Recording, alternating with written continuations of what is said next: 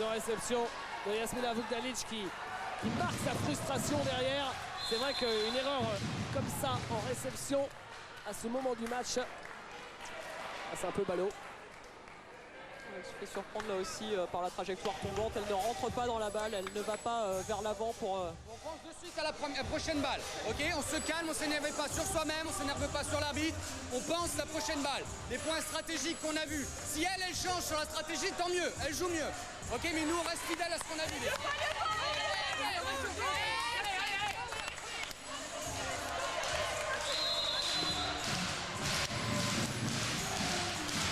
Il n'y a plus que 2 points d'écart en cette fin de set. Alors est-ce que La Rochette a tiré enseignement des deuxième et troisième manches où elle a craqué sur la fin avec des erreurs, ou est-ce qu'enfin elle va réussir à aller au bout d'une manche? On va pas tarder à être fixé. Oh là là, que c'était loin. Là c'était pas qu'un peu le service d'Olga Toko. Et le temps mort pris par Sébastien Martin avait aussi certainement pour vocation de casser son bras. De casser son bras. Là c'est réussi. Estelle Kerrar. Et toujours c'est 2 points d'écart avec Jelena Lozancic.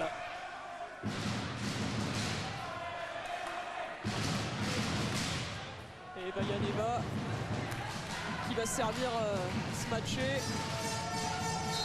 Elle est capable de faire des séries de toute façon. Là, il faut prendre des risques. Elle l'enroule. Et le block-out. Oh, c'est dans la mire directement. C'était Rybaszewski. On va vérifier ça avec le ralenti. Ah oui. Les comptes très antérieurs et c'est l'attaque de la capitaine roquettoise qui va heurter l'antenne. Service pour Vaganeva. Le contre. Alors que Rybaszewski n'avait pas pu attaquer ce ballon comme elle le voulait. Glinka en défense et Glinka en attaque. C'est pas fini. Salinas encore pour Glinka. Et Glinka qui fait le point. C'est fou, l'équipe de Cannes va peut-être réaliser le même scénario pour un 3e set consécutif. Oh, ce serait terrible pour l'équipe de La Rochette. Oui, encore que dans les 2 sets précédents, Cannes menait, s'était fait rejoindre avant de recreuser l'écart. Là, cet écart, elles ont dû le combler. Et rien n'est fait, puisque La Rochette continue de faire la course en tête. Avec cette belle croix et cette demi-devant d'Anna Rybaszewski.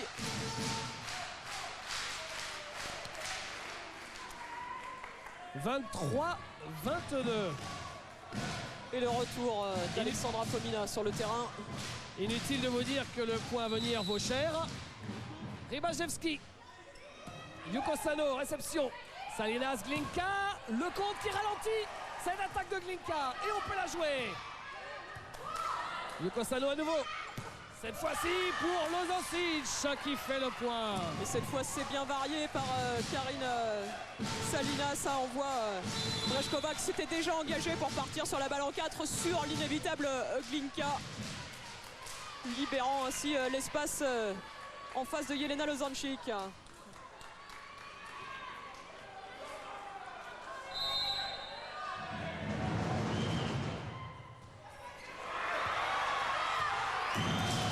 C'est sauvé, mais là, voilà, oh, c'était près du fil. Glinka, le point de Glinka. Oh, c'est fou. Voilà maintenant Cannes qui a une balle de match. Elles nous refont le même scénario. C'est vrai que les Cannoises aussi ont une capacité, nous l'ont montré en Ligue des Champions tout au long de l'année, une capacité à revenir fort dans les fins de set. Même quand elles sont distancées. Ok, if there is mistake, it's my mistake. Ok, allez, les filles, allez.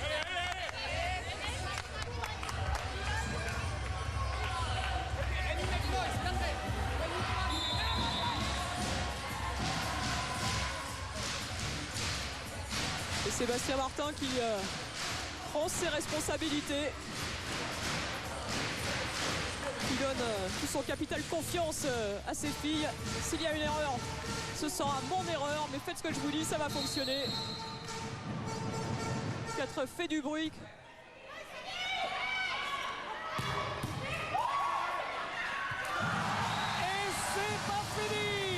L'équipe de La Rochette est toujours en vie, qui égalise à 24 partout.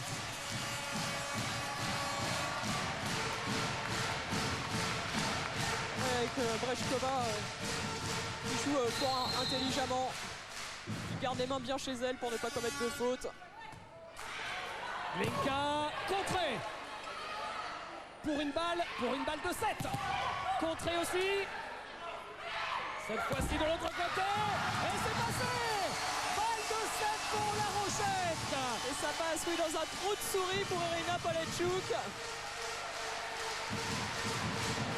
Ljungqvist qui touche ce ballon, mais la balle qui dégouline entre elle et le filet.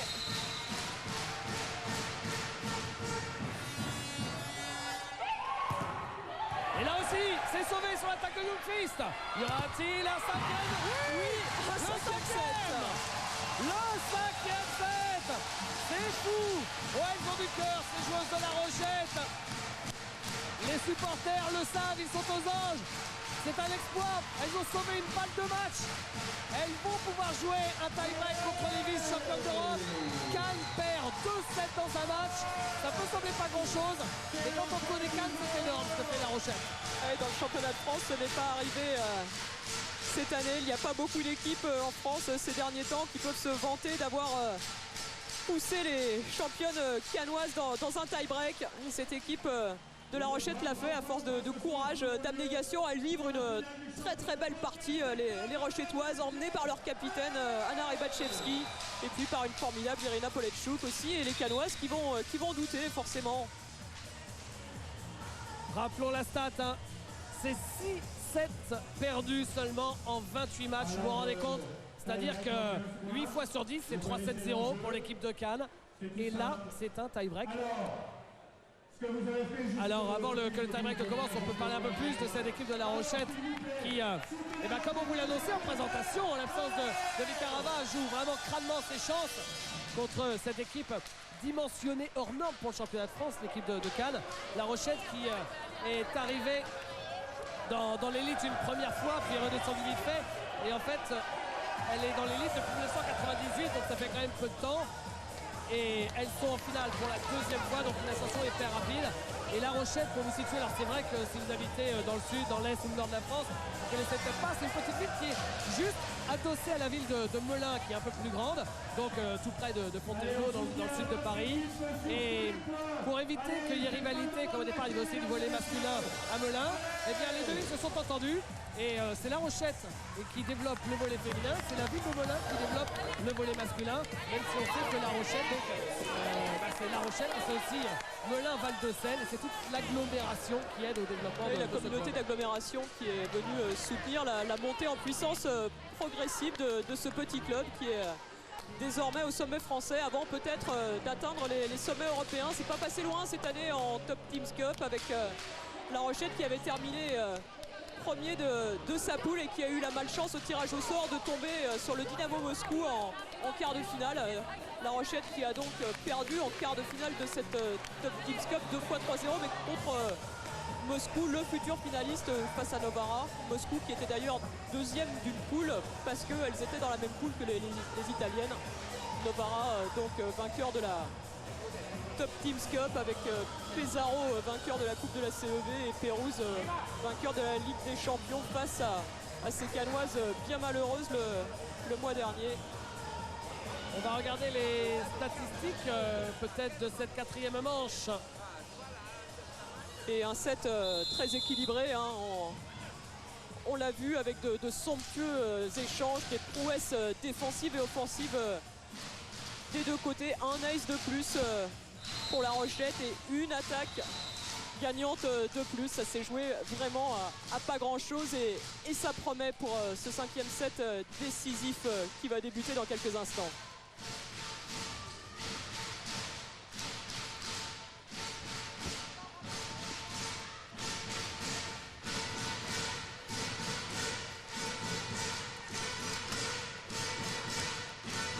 Dernière manche dans cette finale allée du championnat de France féminin avec le service pour La Rochette et Glinka qui fait le premier point de ce tie-break. Et là, dans ce 5e set qui se dispute en 15 points seulement, tout peut arriver avec Cannes qui a gagné 10 titres de championne de France, 8 consécutivement à ce jour. Cannes qui a tout à perdre et La Rochette qui a tout à gagner.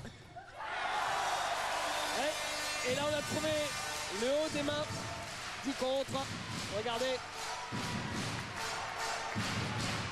Tout ce qui peut venir pour cette équipe de La Rochette, c'est du bonus. Hein. Leur objectif de l'année est atteint. Elles sont en finale, elles sont à nouveau qualifiées pour une coupe européenne. Ça s'appelle par Ebachevski. C'est bien défendu aussi, ça. Oh, le long de la ligne pour Jasmina Vukdanic. Elle revient au-dessus de l'épaule gauche. Elle engage son corps comme si elle allait taper diagonale. Et hop, le petit coup de bras pour revenir mettre ce ballon sur la ligne hors de portée du bloc et de la défense. Fomina, encore une bonne défense. Elle était près du fil. Et l'attaque qui heurte l'antenne cette fois. Elle n'était pas facile à négocier cette balle.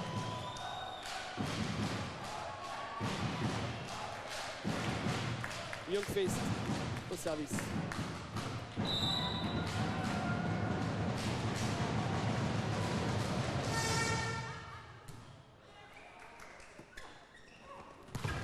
Et le bloc de Lozancic.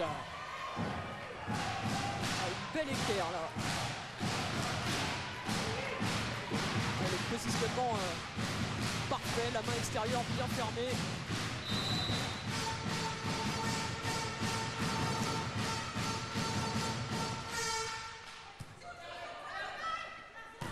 Le contre de Lozancic, deuxième. Ouais, c'était bien sauvé par Cyclova, mais elle n'avait pas beaucoup d'options hein, sur cette balle à une main.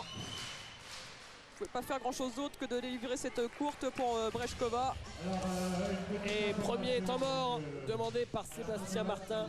Et oui, en 15, attention, ça va vite. Tournez tout de suite là, allez. Yana, if it's close like this, you push, okay? When you're really in the timing high, you try. Allez les filles, allez.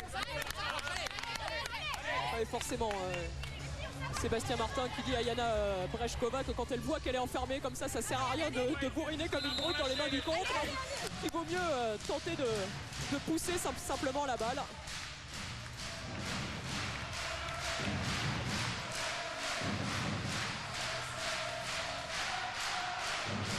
Youngfist, toujours au service.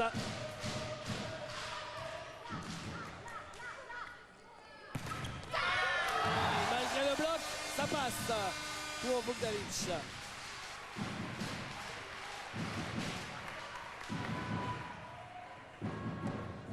Fin de série pour l'équipe de Cannes.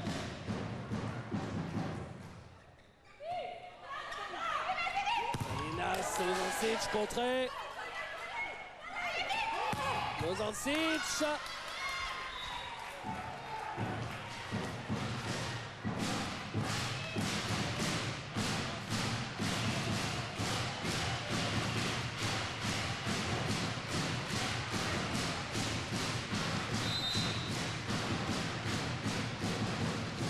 Service pour Glinka maintenant. Passe arrière, bien défendu par Yaneva. Sacha Fomina se fait contrer. Sacha Fomina sur la diagonale en face d'Irina Polechuk. Elle va avoir du mal à passer, c'est sûr. Sur ce 5e set, hein, c'est Olga Toko qui est sortie. Service de Lanès contre. Oula, difficile. Et ça passe pour Polechuk. Et derrière le contre, elle n'avait pas choisi la meilleure option.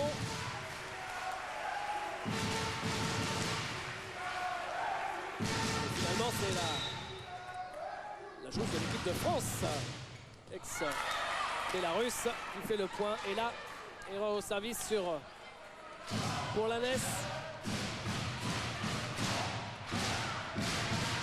Polenchuk qui a intégré l'équipe de France l'an passé et qui a été à nouveau sélectionné par Yann Sanchez, présélectionné pour aller disputer les qualifications au championnat d'Europe 2007 à la fin du mois en Géorgie.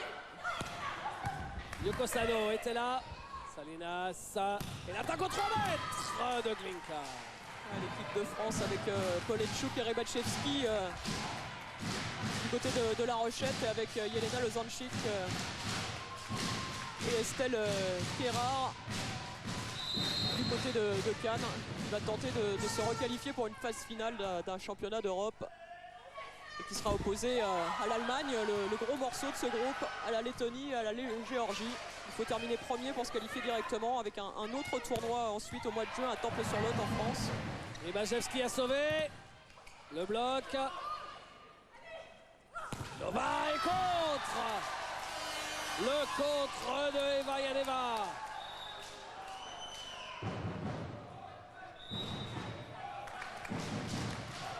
Et oui, ça retombe juste au pied de la ligne. Et attention, attention, 3 points d'avance pour l'équipe de Cannes. C'est pas énorme, mais quand même, c'est le plus gros écart dans ce tie-break.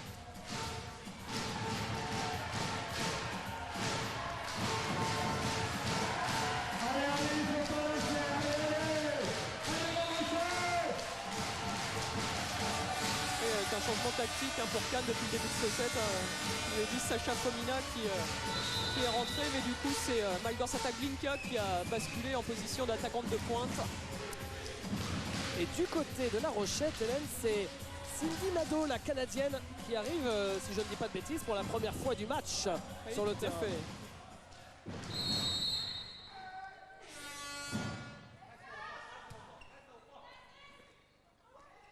Dalic, sauvé par Yuko Sano. Contre. C'était celui de Polenchuk. Et finalement le point pour le RC Cannes qui commence à se détacher. Étant mort juste derrière pour Sébastien Martin. Juste pour ceux qui n'ont pas compris tout à l'heure, à la fin du match, merci de rester. Pas d'affolement, pas de crainte, ok? Il faut qu'on reste lucide là-dessus. Il faut qu'on reste lucide, d'accord? Ne cherche pas de la folie de trucs. Jusqu'à présent, on a joué simple, clair, avec de l'engagement. Restons là-dessus, ok? Allez, allez. Allez, on va chercher les filles, on va chercher, hein?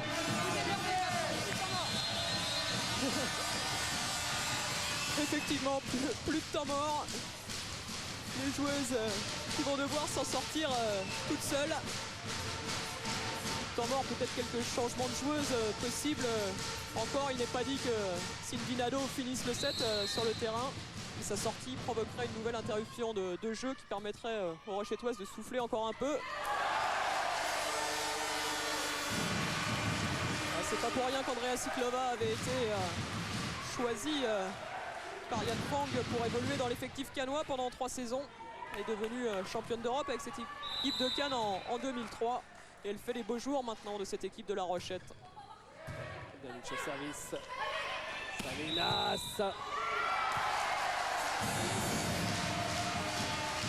Le point qui est donné finalement à La Rochette. Avec Maggie Glinka qui a mordu très certainement. Ouais. On voit son pied droit sur cette ligne des 3 mètres. Ça va faire bien fou à l'équipe de La Rochette, cette petite faute de pied.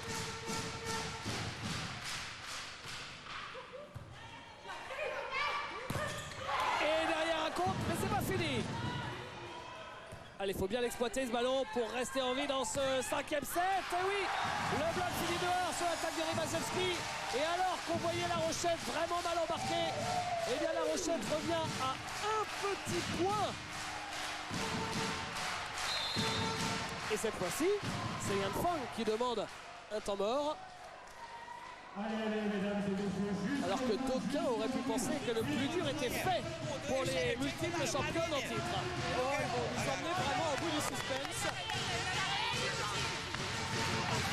Et Yann Fang toujours pas très prolixe dans ces temps morts.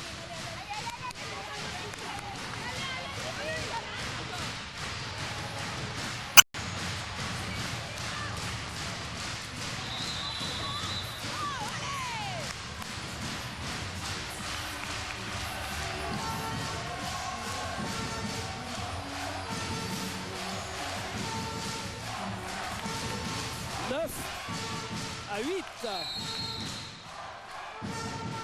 Et toujours Vukdalic au service. Oh là là!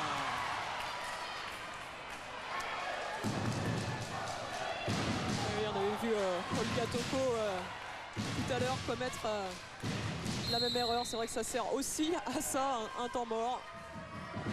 Déconcentrer l'adversaire sur son engagement. Bajewski, c'est pas fini. Et ça passe de l'autre côté.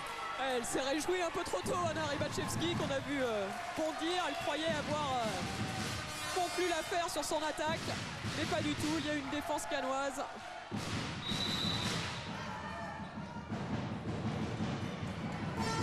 C'était Lozancic, hein? C'est Maggie Glinka, me semble-t-il, qui avait défendu. Et à nouveau, oui. Encore une réception compliquée. Et une faute directe pour Polenchuk.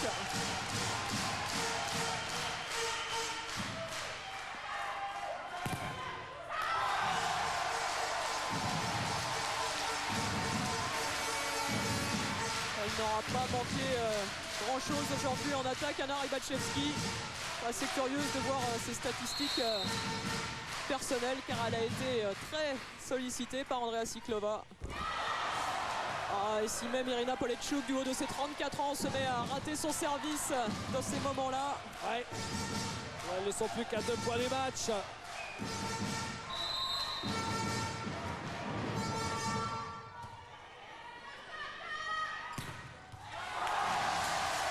Et balle pour toujours y croire.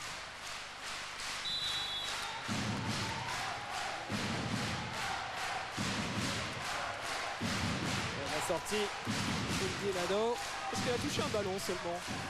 Pas certain. Andrea Siklova. Le contre. De l'autre côté aussi. Oh là là, c'est mal joué. C'est rendu, quelle erreur énorme, cette relance facile que Katrina Hannes expédie dans le corps adverse et offre au bras de Maggie Glinka.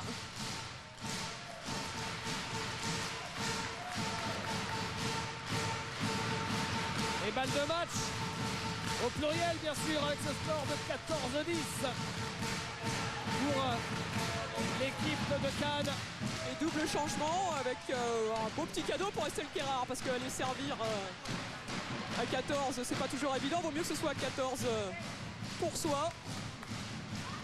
Et l'entrée d'Olga Toko à la place de Sacha Fomina pour aller grandir un peu le bloc canois.